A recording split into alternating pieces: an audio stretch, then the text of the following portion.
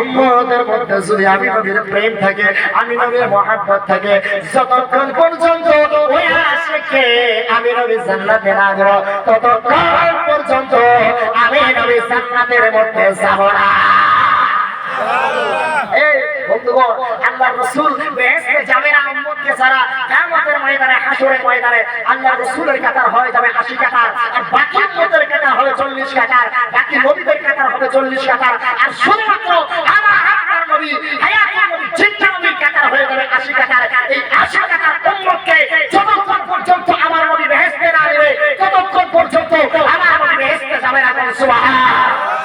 সুন্নাহ আশিকরা বলেছে, শাদ মেটে না রওজা দেখে, রওজা দেখে, রওজা দেখে, শাদ মেটে না রওজা দেখে, রওজা দেখে, রওজা দেখে, কি অপমান দিব আমি আমার মুখে, হায় হায় কি অপমান দিব আমি আমার মুখে, শাদ মেটে না রওজা দেখে, রওজা দেখে, রওজা দেখে, শাদ মেটে না রওজা দেখে, রওজা দেখে, রওজা দেখে, নামাজ আল্লাহ সালাম নেয় না আল্লাহ পাকে, ওয়াজিব হলো সালাম দেবে নবীকে। বাবা ওই নবীকে বলে থাকো কেমন করে, হায় হায় ওই নবীকে বলে থাকো কেমন করে, শাদ মেটে না রওজা দেখে, রওজা দেখে, রওজা দেখে, শাদ মেটে না রওজা দেখে, রওজা দেখে, রওজা দেখে। আরে আমার নবীকে ভালোবাসে যারা, আমার নবীকে আশিক হয়েছে যারা, এই আশিক আল্লাহ নবীকে যারা মহব্বত করেছে, আল্লাহ নবী মুহাম্মদ নবীকে যারা তাজিম করেছে, আল্লাহর নবীকে যারা ভালোবেসেছে, তাদেরকে পানিতেও ধরে না, মাটিতেও ধরে না, আগুনেও পড়ে না। এই সমস্ত আশিক বান্দাদেরকে আল্লাহ ওলি রূপে গ্রহণ করে নিয়েছে। সুবহানাল্লাহ। এই জন্য ওই নবীকে ভালোবাসতে হবে বাবারা। আল্লাহর নবীর আশিক, আল্লাহর নবীর একজন প্রেমিক ছিল হযরত সৈয়দ আহমদ রিফাই নামে আমার একজন আল্লাহর নবীর আশিক ছিল। আল্লাহর নবীর আশিক হজ করার জন্য চলে গেল। হজ করার জন্য যখন মক্কা শরীফ তাওয়াফ করতেছেন, মক্কা শরীফ তাওয়াফ করতেছেন, তাওয়াফ করতে করতে যখন দিলের মনে পড়ল, রে আমার নবী তো হায়াতুল নবী জিন্দা রয়ে, আমার মনে চায় আমার নবীর একটু দর্শন দান করব, আমার নবীকে আমি সশরীরে দেখব। আল্লাহর নবী আশিক মক্কা শরীফ হজ করার পরে যখন তিনি মদিনাতুল মুনাওয়ারায় গেলেন, মদিনাতুল মুনাওয়ারায় যখন আমার নবীর রওজা মুবারকে যখন সালাম জানাইতে লাগলো, আমার নবীর রওজা মুবারক সালাম জানাইতেছে, আমার নবীর রওজা মুবারক সালাম জানাইতেছে, ঘুরতেছে পাগলের মতো। আল্লাহর নবী যে বলতেছে, ইয়া রাসূলুল্লাহ, নবী গো, ও মায়ের নবী, আমি আপনাকে জিন্দা দেখতে চাই গো নবী। সাইয়েদ আহমদ রিফাই নবীর আশিক আমার নবীকে জিন্দা দেখার জন্য পাগল হয়ে গেছে। আমার নবীর রওজা মুবারকে ঘুরে ঘুরে আমার নবীকে সালাম জানাইতেছে, কাঁদতেছে। আশিকেরা বলে, তোমার কি হয়েছে, তুমি কেন এত কান্নাকাটি করতেছো? ও ব্যক্তি বলতেছে, আমার মনে চায় আমি আমার নবীকে আমি সশরীরে আমি দেখতে চাই, এই জন্য আমি কান্না করতেছি। একদিন, দুই দিন, তিন দিন না, 8 দিন পর্যন্ত ওই আশিক কান্নাকাটি করলেন।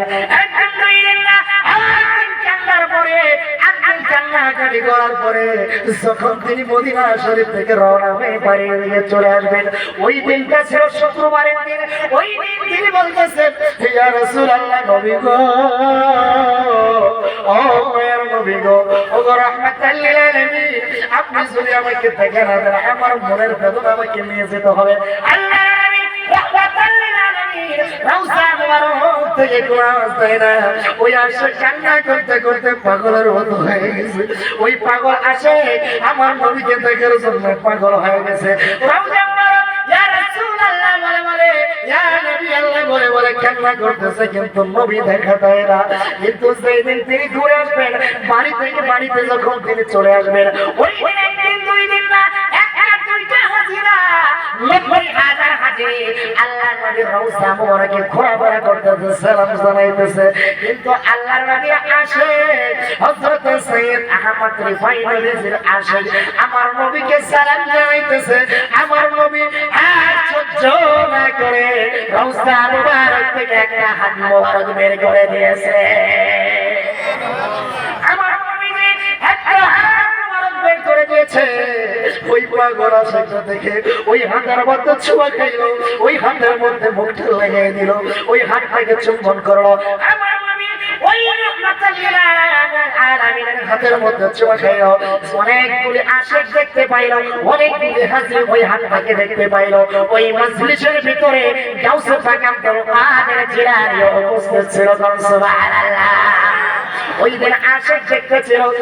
এই জন্য কোন আশিক কোন প্রেমিক যদি মন মস্তিষ্ক নিয়ে যদি ভালো নিয়ে যদি মদিনা শরীফে গমন করে, আল্লাহর নবী রাহমাতুল লিল আলামিন বলে যদি কোন আশিক যদি কোন প্রেমিক আমি নবীর রওজা মুবারক জিয়ারত করার জন্য আসে, ওই আশিক পাগল যদি আমি নবীর রওজা মুবারক জিয়ারত করার জন্য আসে, আল্লাহর নবী রাহমাতুল লিল আলামিন কয় ওই আশিককে আমি নবী রাহমাতুল লিল আলামিন দিদার দর্শন দিয়া দেই। সুবহানাল্লাহ। এই জন্য ওই নবীকে মহব্বত করতে হবে, ওই নবীকে ভালোবাসতে হবে, ওই নবীকে তাজিম করতে হবে। বাবারা, হযরত আবু বকর বলতেছিলেন নবীকে কেমন ভালোবাসতে বাবারে। এই বন্ধুগণ, আমার নবীকে এত ভালোবাসলো সিদ্দিক আকবর। জীবনের চাইতে বেশি ভালোবাসলো হযরত আবু বকর। আল্লাহর নবী রাহমাতুল লিল আলামিন ঘরের মধ্যে রয়েছে, সিদ্দিক আকবর ঘরের মধ্যে, তিনার ঘরের মধ্যে একবার আওয়াজ শুনতে পাইল, কোরআন শরীফ তেলাওয়াতের আওয়াজ।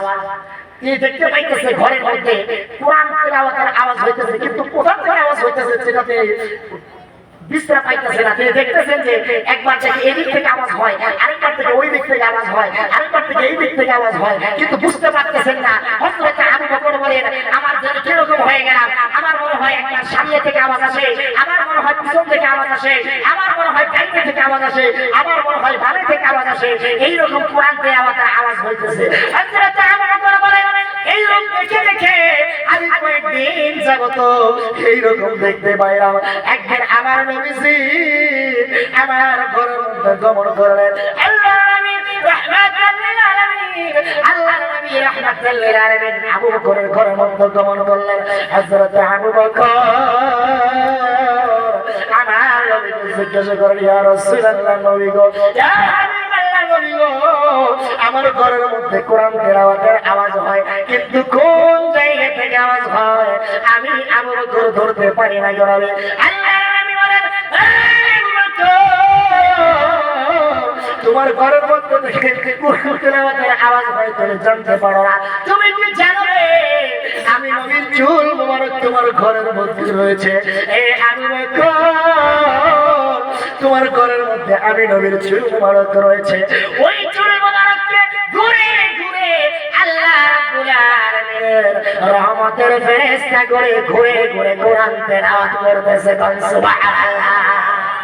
আর এই জন্য কোন আশিক যদি ঘরের মধ্যে কোরআন তেলাওয়াত করে রহমতের ফেরেশতা নাজিল হয়ে যায়।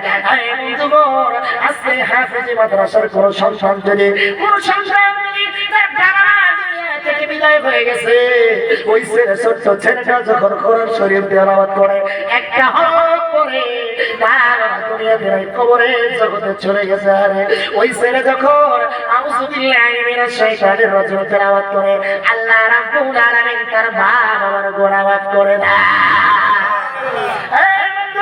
আল্লাহর নবী রাহমাতুল লিল আলামিন বলেছেন, মান ক্বারাআল কুরআনা ফাযাতাস্তাযহারাহু ওয়া হাল্লা হালালাহু ওয়া হারামা হারামাহু আদখালাহু আল্লাহুল জান্নাহ ওয়া শাফাআহু ফি আশরাতিন মিন আহলি বাইতি কুল্লুহুম ক্বাদ ওয়াজাবাত লাহুমুন নার। আমার নবী বলেছেন হাফেজ যদি কোরআন শরীফ তেলাওয়াত করে হালাল ভাবে কোরআন তেলাওয়াত করলো, হারামকে বর্জন করলো, আল্লাহর নবী বলে কিয়ামতের মাঠে হাশরের ময়দানে ওই হাফেজে কোরআন কিয়ামতের মাঠে একজন দুইজনকে না, তার বংশের মাঝখান থেকে 10 জন গুনাহগারকে জাহান্নাম যাদেরকে ওয়াজিব হয়ে গেছে, এই সমস্ত গুনাহগারকে জাহান্নাম যাদেরকে আল্লাহ ওয়াজিব করে দিয়েছে, এই সমস্ত জাহান্নামীকে ওই কোরআনে হাফেজ একজন দুইজনকে নয় 10 জন ব্যক্তিকে শাফাআত করে আল্লাহর জান্নাতে নিয়ে যাবে। এবং তোমার একজন কোরআনে হাফেজের এত দাম, আল্লাহ রাব্বুল আলামিন তাবরানী শরীফের মধ্যে ঘোষণা করেছে, কোন আশিক কোন প্রেমিক যদি কোরআন শরীফ যদি তেলাওয়াত করে, কোন হাফেজ যদি হাফেজ যদি কোরআন শরীফ তেলাওয়াত করে, আল্লাহ রাব্বুল আলামিন বলেন, ও মাটি তুমি ওই হাফেজের শরীরকে খাও না, ওই হাফেজের শরীরকে খাওয়াকে আল্লাহ রাব্বুল আলামিন মাটির জন্য আমার আল্লাহ রাব্বুল আলামিন হারাম করে দিয়েছে। কারণ আল্লাহু আকবার।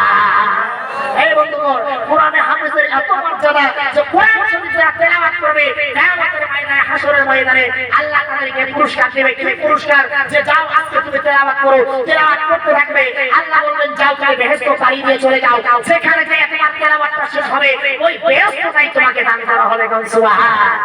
এই জন্য এইখানে কোরআন তেলাওয়াত হতেছে, এই জায়গার মধ্যে হাফিজ মাদ্রাসায় কোরআন তেলাওয়াত হতেছে। এই বন্ধুগণ, কেমন করে নবীর গোলাম হবেন, কেমন করে নবীর আশিক হবেন, এই জন্য আলেমের সাথে মুসাফা করো। এই জন্য আলেমের চারদিকে তাকাইলে সওয়াব আছে। আল্লাহর নবী রাহমাতুল লিল আলামিন বলে, তুমি আশিক, কোন প্রেমিক, কোন পাগল যদি কোন আলেমের চারদিকে দর্শন করে, কোন আলেমের চারদিকে যদি নজর করে, তার দেখে যদি সগীরা গুনাহ থেকে থাকে, ওই আলেমকে চারদিকে তাকানোর কারণে আল্লাহ রাব্বুল আলামিন তার সগীরা গুনাহগুলো মাফ করে দেয়। সুবহানাল্লাহ। এই বন্ধুগণ, এই আশিক প্রেমিকেরা, এই নবীর প্রেমিকেরা, এই আউলিয়া গরিব গ্রামের প্রেমিকেরা, যতক্ষণ পর্যন্ত বলতে চেয়েছিলাম আমার নবীকে জীবনের চাইতে ভালো না বাসবা, জীবনের চাইতে মায়া না করবা, জীবনের চাইতে মহব্বত না করবা, বাবারে কবরে হাসরে মিজানে কেউ তোরাইতে আসবে না, আপনার বাবা আপনাকে তোরাইতে আসবে না, আপনার মা আপনাকে তোরাইতে আসবে না, আপনার বাবা আপনাকে তোরাইতে আসবে না। কবরের মধ্যে হাসরের ময়দানে যেই নবী উম্মতি উম্মতি বলে বলে কবরের মধ্যে কাঁদে, সেই নবী উম্মতি উম্মতি বলে রওজা মুবারকের মধ্যে কাঁদে। এই জন্য আশিকরা একটা বলেছে, আর ওই নবীকে কাঁদায়ও না, ওই নবীকে কষ্ট দিও না রে বাবা, ওই নবীকে কষ্ট দিলে কবরে হাসর মিজানে পৌঁছাইতে হবে। আশিকরা বলেছে, আরে কাঁদায়ও না, কাঁদায়ও না নবীকে, নবী কাঁদলে তোমরা কাঁদবে হাসরে, আরে নবী কাঁদলে তোমরাও কাঁদবে হাসরে। কাঁদায়ও না, কাঁদায়ও না নবীকে, নবী কাঁদলে তোমরা কাঁদবে হাসরে।